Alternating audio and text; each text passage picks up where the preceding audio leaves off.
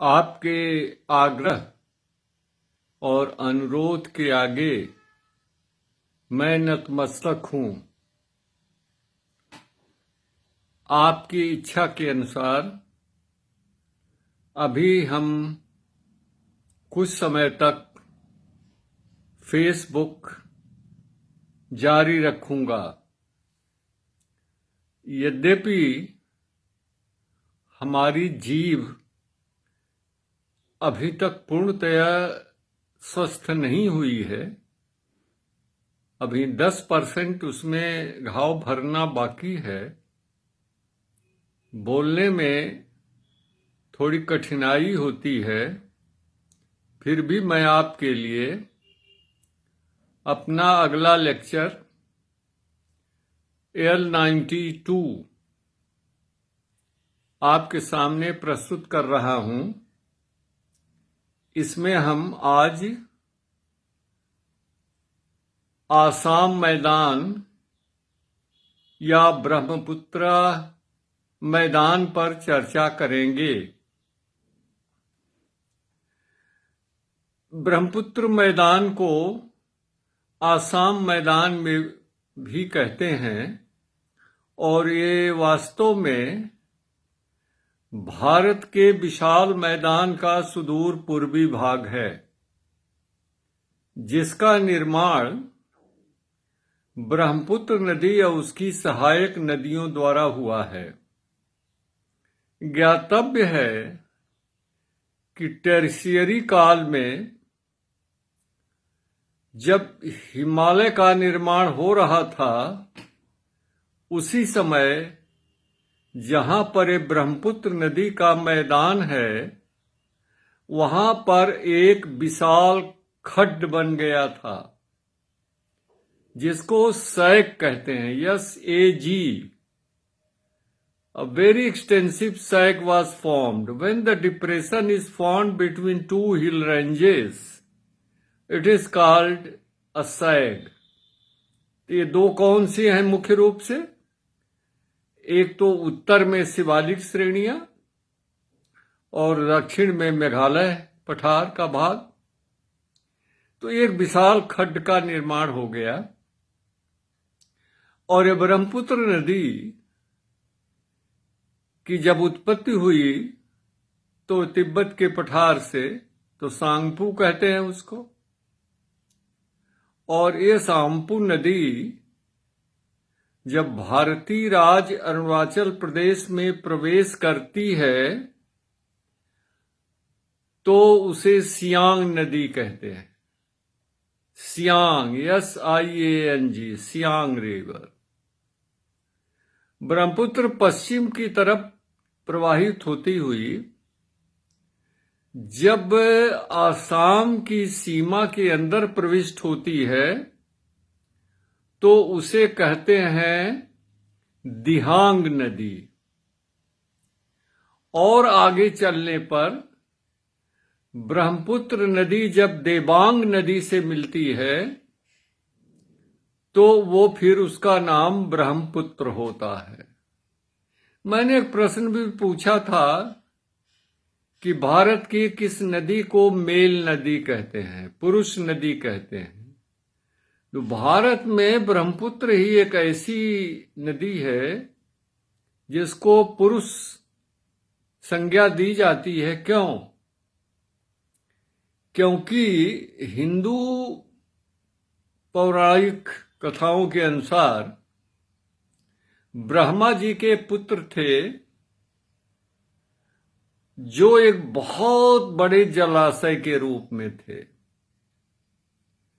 भारत भूमि की सेवा के लिए ब्रह्मा ने अपने उस तालाब रूपी जलाशय रूपी पुत्र को आदेश दिया कि तुम सरिता बनकर जाओ और भारत भूमि में लोगों में खुशहाली लाओ।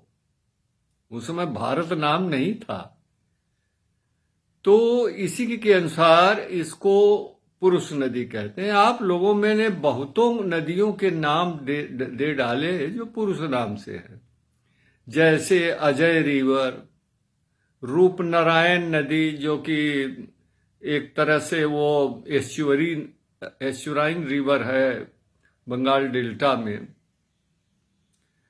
और भी कई नाम आपने सुझाया था इस तरह से, जैसे सोन। अरे भाई, तो ब्यास नदी भी तो है पंजाब की, वेद व्यास के नाम पर। लेकिन इन किसी को जो है वो संजय रिवर भी है।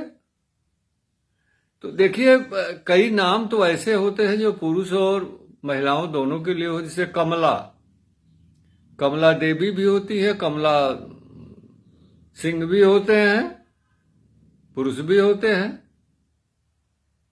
तो ये नाम नहीं है, ये पौराणिक कथा के आधार पर इसको निर्धारित किया गया। खैर, ब्रह्मपुत्र नदी को आसाम में लोहित नदी भी कहते हैं।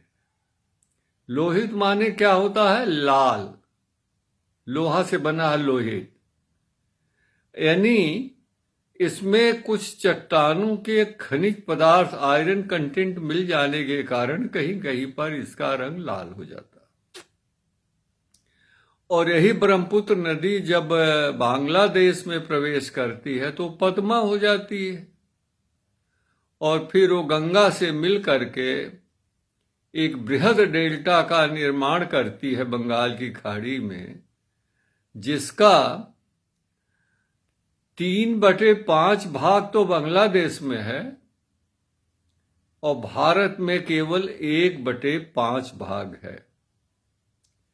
तो ये जो विशाल खड्ड सैग बना आसाम मैदान की जगह पर, उसमें ये ब्रह्मपुत्र नदी और उसकी सहायक नदियों ने अपने साथ अपरदन से प्राप्त मलबा, सेडिमेंट्स लाकर जमा करना प्रारंभ कर दिया, और धीरे धीरे ये विशाल खड्ड जो है जलोढ़, कांप या अलूवियम से भर गया, और ये वर्तमान रूप में ब्रह्मपुत्र मैदान के रूप में है। ब्रह्मपुत्र मैदान एक तरह से सपाट, चौरस, फ्लैट प्लेन है, और ब्रह्मपुत्र नदी की जो उत्तरी किनारे की नदियां हैं और दक्षिणी किनारे की नदियां हैं, उनमें बड़ा अंतर है। अब आप में से बहुतों को पता है, लेकिन जिनको नहीं पता उनको बता दें कि नदी का राइट बैंक और लेफ्ट बैंक कैसे निश्चित करते हैं। तो जिधर से नदी आ रही है उधर पीठ करिए, और जिधर की तरफ नदी का प्रवाह हो रहा है उधर मुंह करिए, तो दाहिने हाथ की तरफ आपका राइट बैंक होगा और बाएं हाथ की तरफ लेफ्ट बैंक होगा। इसी तरह नदियों के प्रवाह के संबंध में 2 टर्म्स का उपयोग करते हैं। Upstream flow of river, उत्प्रवाह, उत जलधारा, अप चैनल, अप स्ट्रीम, और डाउन स्ट्रीम। उसी तरह पीट करके खड़े रहिए, जिधर से जल आ रहा है, नदी जिस दिशा से आ रही है, आपके पीछे वाला भाग अप स्ट्रीम होगा और आपके आगे मुंह के तरफ वाला भाग जो होगा वो डाउन स्ट्रीम होगा। लेकिन ये मत सोचिए कि नदी का ये डाउन स्ट्रीम अप स्ट्रीम हर जगह पर स्थिर होता है। भाई, इलाहाबाद में अगर है गंगा नदी का आपको तय करना है तो संगम के पीछे नदी के जिधर से आ रही गंगा, उसको वो जो है वो पीठ करिए तो वो अप स्ट्रीम हुआ, और आगे की तरफ जहां देख रहे हैं आप वो डाउन स्ट्रीम हुआ जो बनारस की तरफ जा रही है। लेकिन कलकत्ता में यही गंगा इलाहाबाद के लिए डाउन स्ट्रीम होगी और कलकत्ता के ऊपरी भाग में अप स्ट्रीम होगी। तो ये जो नदियां सहायक जो है ब्रह्मपुत्र की शिवालिक श्रेणियों से निकल के आती हैं, तो वहां पर जब देखिए अचानक ढाल भंग होता है, जियोमॉर्फोलॉजी में हम कहते हैं break in slope. Break in slope का मतलब अचानक जलधारा के मार्ग में ढाल का कम हो जाना, sudden change in channel gradient, drop in channel gradient. तो ये सहायक नदियां जब शिवालिक श्रेणियों से अपरदन करके बड़े बड़े कोर्स मटेरियल, बोल्डर्स हैं, पेबल्स हैं, कोबल्स हैं, ग्रेवल्स हैं, कोर्स सैंड्स हैं, उनको लाती हैं, अचानक पदस्थली पर, फुट हिल पर उन्हें छोड़ देती हैं। क्यों? क्योंकि अब ढाल कम हो गया है चैनल का, तो प्रवाह वेग भी कम हो गया है, फ्लो वेलोसिटी भी घट गई है। तो जब फ्लो वेलोसिटी भी घटती है तो ट्रांसपोर्टिंग कैपेसिटी घट जाती है, जिस कारण नदी बड़े बड़े पदार्थों का परिवहन नहीं कर सकती, तो फुटहिल पर, पदस्थली पर छोड़ देती है। और आप जानते हैं उससे क्या बनता है? अलुवियल फैन्स और अलुवियल कोन्स। तो आसाम मैदान के सुदूर उत्तरी भाग में शिवालिक श्रेणियों के पदस्थली पर श्रृंखलाबद्ध इस तरह से अलुवियल फैन होते। अब इन अलुवियल फैन से होकर जब सरिता आगे बढ़ती है तो कई भागों में बढ़ जाती है। नतीजा क्या होता है कि रिवर का फ्लो बहुत मंद पड़ जाता है। तब वहां पर क्या बन जाते हैं? पानी फैल जाता है ढाल कम होने के कारण, तो तराई बनती है, तराई रीजन कहते हैं, और स्वैम्प, मार्सी लैंड, दलदल बन जाते हैं। तो ये आसाम मैदान के उत्तरी हिस्से में इस तरह का दलदली क्षेत्र। फिर ये नदियां जब और आगे बढ़ती हैं तो चूंकि टिरेन का ग्रेडियंट बहुत कम है दक्षिण की तरफ, तो ये मियंडर बनाती हुई चलती हैं। और ये जो ब्रह्मपुत्र नदी के बाएं किनारे की नदियां हैं वो प्राय सीधे मार्ग से प्रवाहित होती हैं। और देखिए ब्रह्मपुत्र नदी के विषय में एक और विशेष बात है कि गुवाहाटी से कुछ दूरी पर इसमें एक बहुत बड़ा आइलैंड है, मजूली नाम का, मजूली। और यह न केवल भारत का बल्कि पूरे विश्व का लार्जेस्ट रिवर आइलैंड है। लार्जेस्ट रिवर आइलैंड कैसे? लार्जेस्ट रिवर आइलैंड तो अमेजन में है, लेकिन इसको क्या कहेंगे? लार्जेस्ट इनहैबिटेड रिवर आइलैंड, विश्व का विशालतम आवासित द्वीप, नदी द्वीप, विश्व का विशालतम आवासित नदी द्वीप, world's largest inhabited river island है ये मजूली। और 20वीं सदी के प्रारंभ में ये तो बहुत बड़ा था, तकरीबन इसका क्षेत्रफल 1252 स्क्वायर किलोमीटर था।